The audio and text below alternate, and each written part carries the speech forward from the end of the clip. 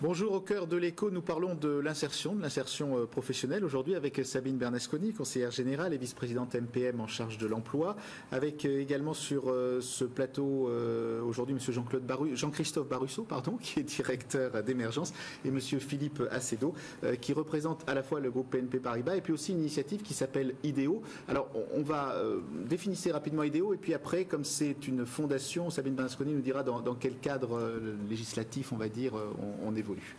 Donc, très bien. IDEO.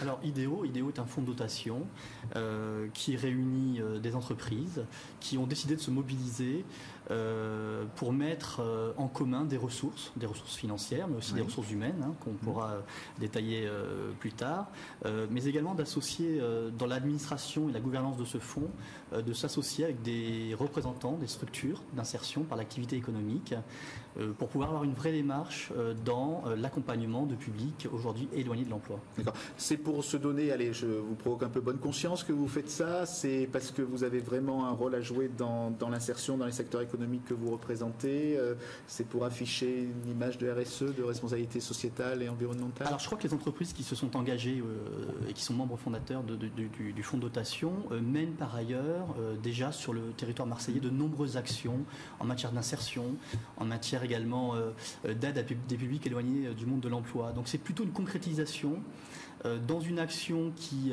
s'est faite sous l'impulsion du PLI, qui nous a donc plan réunis local d'insertion et l'emploi, qui nous a donc réunis. Tout ça s'est fait sous l'impulsion du PLI, réunis, qui nous a proposé un projet qui allait bien plus loin que la bonne conscience et l'aspect RSE, puisqu'on pouvait être administrateur de ce fonds.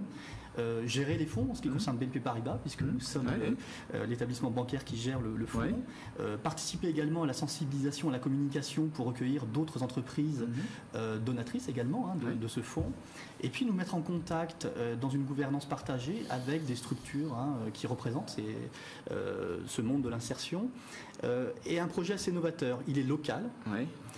Il a également une approche sur l'attractivité du territoire, sur la dynamique du territoire également, qui propose, au-delà des dispositifs d'assistanat habituel, une insertion par l'activité économique pour rendre autonomes ces demandeurs d'emploi. Donc pour nous, il y avait aussi une façon de donner de l'argent, de participer, mais également de donner de la compétence par du mécénat, de mettre en place des parrainages avec certaines structures d'insertion, et d'avoir également une implication très forte de nos salariés dans ces différents projets, en partenariat, donc du financement ou de matériel de fonctionnement jusqu'à l'accompagnement de ces salariés, de ces structures d'insertion. Alors, comment on accède à... Alors, c'est un fonds de dotation, c'est ça?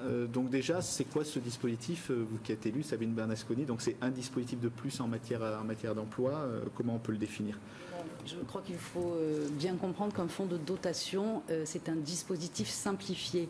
C'est un dispositif donc, qui s'inscrit dans le cadre de la loi de modernisation sociale, qui a été créée en août 2008, et qui a pour vertu de pouvoir permettre aux entreprises d'investir dans du mécénat, de pouvoir investir cet argent dans un fonds de dotation, mais tout ça, c'est très facile à faire, puisque ce sont des démarches qui relèvent de la création d'une association.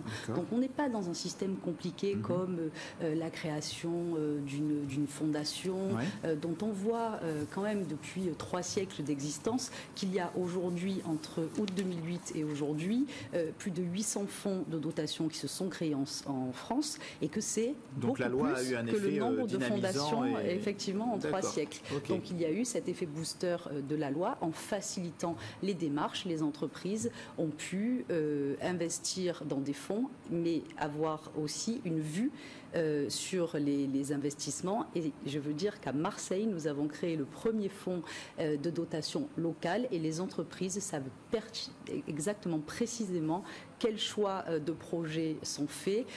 Il y a une relation de proximité qui n'existe nulle part ailleurs. On peut peut-être citer en dehors de BNP Paribas d'autres entreprises qui participent au dispositif. Il y a Deloitte. Carniel Marketing, oui. Le groupe Logirem, Ticket Resto, Manpower, Alliance, oui, l'association PACA pour demain. D'accord. Bon, on en oublie peut-être, nous vous excuserons. Le lien quand même entre donc, les gens qui cherchent aujourd'hui à se réinsérer ou que vous voulez réinsérer et ce réseau, il va se faire de quelle façon, et ce fonds de dotation, il va se faire de quelle façon, par quel intermédiaire? C'est vous qui allez intervenir avec l'association Émergence pour faire le lien dans tout ça, Jean-Christophe Barresso? Oui. Alors Philippe disait tout à l'heure qu'effectivement le fonds de dotation avait été une commande de notre comité de pilotage et ça s'était fait sous l'impulsion du PLI. Le PLI, rappelons-le, c'est un dispositif d'accompagnement à l'emploi de gens qui en sont éloignés. Quand les gens arrivent au PLI, ils n'ont pas travaillé pour certains depuis 2 ans, 3 ans, 5 ans. Donc il est totalement illusoire de penser que ces gens on va pouvoir leur trouver un travail pérenne dans une entreprise classique en claquant des doigts. Il faut des étapes préalables et il y a une étape qui est intéressante qui est proposée par des structures d'insertion qui sont conventionnées par l'État et donc qui interviennent sur le champ du bâtiment, des espaces verts, de la propreté, d'un certain nombre comme ça de métiers et dont dont la finalité finalement c'est de proposer des emplois tremplins qui ne vont pas pouvoir excéder 2 ans et qui vont permettre de remettre le pied à l'étrier de personnes qui avaient effectivement perdu de vue le rythme de travail, l'emploi en général. Ces structures, il y en a une quarantaine sur le bassin marseillais. Elles proposent environ 1 millier de postes. Elles ont cette vertu, comme le disait Philippe, c'est qu'elles permettent finalement de faire passer des gens d'une situation d'assistanat, bénéficiaires du RSA ou de minima sociaux, à une situation de cotisants et de salariés. Et du coup, on est extrêmement vigilant à la bonne santé, au développement de ces structures qui sont finalement peu nombreuses. Et on s'aperçoit qu'elles sont assez fragiles. Et le lien avec IDEO entre ces structures? Voilà, justement, on a cherché avec IDEO à créer des passerelles entre ces structures et des entreprises classiques. Des passerelles qu'on peut imaginer de multiples manières. Effectivement, la passerelle financière pour renforcer l'action de ces structures que je disais pour certaines fragiles. Et puis, c'était cité des passerelles qu'on peut imaginer plus sur le champ du mécénat de compétences, c'est-à-dire le fonds de dotation IDEO va cofinancer un projet qui va permettre de remettre à l'emploi 6 personnes, mais du coup les entreprises mécènes vont regarder aussi ce que deviennent ces 6 personnes pour qu'au terme de leur emploi d'insertion, elles puissent, via une action de parrainage ou via une action d'ouverture de réseau, leur permettre de retrouver un emploi pérenne plus rapidement. D'accord. Donc la volonté dans tout ça, Sabine Barresso, parce que bon, les gens qui sont, on va dire, éloignés de l'emploi, qui nous écoutent, se disent peut-être, bon, on nous présente un beau dispositif, mais moi ça ne m'intéresse pas la mécanique, c'est de savoir comment je peux y avoir accès. En fait, vous avez quand même là la possibilité de faire un dispositif, on va dire, à la fois public et privé, puisque vous vous appuyez sur des entreprises privées, qui va renforcer encore tout ce qu'on fait dans la région pour l'emploi. Avec quels objectifs et ces dispositifs-là, que ce soit celui-là ou un autre, qu'est-ce qu'ils ont permis de faire pendant les années précédentes? Combien de personnes en bénéficient? Est-ce que ce sont vraiment des retours à l'emploi durable? Est-ce qu'on a quand même un retour sur tous ces dispositifs-là? Alors, d'abord, un fonds de dotation qui investit dans l'insertion, c'est quelque part une première en France, mais c'est quelque chose qui est extrêmement rassurant parce que les entreprises aujourd'hui ont un regard constructif sur l'insertion et ce sont un groupement d'entreprises qui vont choisir les projets qui vont être financés. Et parmi les projets que nous avons, que le fonds de dotation a financé, il y a par exemple une friperie qui avait besoin de caisses enregistreuses. Ces caisses enregistreuses ont été financées par l'intermédiaire du fonds, mais c'est une caisse enregistreuse qui est dotée de logiciels utilisés par les magasins aujourd'hui. Donc il y a ce lien avec la réalité économique et c'est la plus-value qu'apportent les entreprises par le biais du fonds de dotation dans le monde de l'insertion, qui parfois était un peu éloigné de l'emploi et des réalités économiques. Est-ce qu'on a, Philippe Acedo, aussi l'idée de dire que bon, dans quelques temps, il faudra peut-être, puisqu'on sait que les entreprises vont un peu manquer de compétences, aller peut-être chercher vers ces publics éloignés de l'emploi, comme on dit aujourd'hui, leurs futurs collaborateurs? Bien sûr, c'est une richesse. Alors après, en fonction des secteurs d'activité, mais c'est une richesse intéressante et qui est présente. On a développé déjà des premiers partenariats avec la friperie, la Belle de Mai. Donc il y a des échanges qui se créent. Après, voir quels seront les prolongements au niveau professionnel, de la même façon qu'on le réalise aujourd'hui avec le PLI.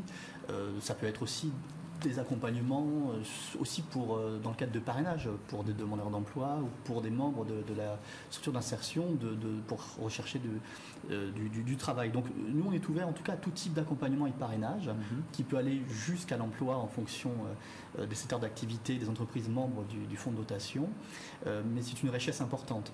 Quand on s'est engagé, ce qui a tout de suite été pour nous vraiment un levier important, c'est cette logique d'investissement dans des structures d'insertion par l'activité ou dans l'insertion où on nous a dit voilà, 1 euro investi, c'est 2 euros de retombée. Donc vous savez, pour des responsables d'entreprise, ça fait tilt. Et ça a été une première démarche nous intéressante en termes d'investissement et d'implication. On a eu un premier comité de répartition, on vient d'avoir un deuxième comité de répartition au mois de novembre après 1 an d'existence, et on est en train là de mettre en place des passerelles qui vont bien au-delà de l'aide financière, et on découvre, vous avez raison, une richesse de compétences, d'engagement et de dynamisme avec ces membres de ces structures. Donc oui, pourquoi pas en tout cas pouvoir parler emploi. Alors, je voudrais revenir sur un mot que vous avez dit, une phrase que vous avez dit tout à l'heure, Jean-Christophe Baruchot. On ne peut pas espérer que les gens, on les remette directement dans l'emploi. Il faut passer par un certain nombre de phases. Est-ce que vous pouvez expliciter un petit peu ça? Parce que c'est intéressant. Il y a peut-être des gens qui se disent, mais moi, je ne pourrai plus jamais revenir dans un travail. Et là, vous nous dites qu'en fait, il y a tout un parcours que vous réalisez. Ce n'est pas simplement dire, ben voilà, il y a quelqu'un qui vient me voir, j'essaie de le mettre là, et puis on verra bien ce que ça donne. Bien sûr. Chaque parcours est différent, mais on peut imaginer effectivement que les personnes qui n'ont pas travaillé depuis 2 ou 3 ans souffrent en général d'un isolement déjà dans leur recherche de travail. C'est des personnes qui n'ont pas forcément beaucoup de réseau, et puis effectivement leurs références dans leur CV sont lointaines. Donc c'est une source de préoccupation des employeurs qui les reçoivent. Et concrètement, pendant ces 2 ans dont vous parlez, ça veut dire que vous allez les reformer techniquement, que vous allez leur redonner des habitudes. Enfin, qu'est-ce que... Oui, on va d'abord essayer d'évaluer leurs compétences. On va définir un projet professionnel ou plusieurs projets professionnels qui semblent jouables pour elles. On va ensuite agir sur effectivement des étapes préalables à l'emploi pérenne, soit d'acquisition d'expérience professionnelle à travers ces structures d'insertion ou à travers l'intérim, dont on sait très bien dans certains métiers qu'il constitue un tremplin obligatoire si on veut ensuite décrocher un CDD ou un CDI. On va agir sur la formation en fonction des postes poursuivis. Les qualifications ont changé et les personnes n'ont pas forcément les bonnes qualifications qui est nécessaire. Donc en fait, entre le moment où on rentre par exemple dans des dispositifs comme le PLI et le moment où on sort à l'emploi, il y a une durée moyenne de parcours qui est supérieure à 1 an et qui permet justement de remplir toutes ces étapes, de passer par toutes ces étapes d'évaluation, d'orientation, de formation et de travail. Écoutez, merci d'être venu nous parler de ces dispositifs tous les 3. On aura certainement l'occasion de revenir sur ces questions d'insertion, puisque je crois qu'on est dans une région où le problème de la qualification professionnelle et du retour à l'emploi est important. Merci d'avoir été nos invités aujourd'hui et à très bientôt. Merci.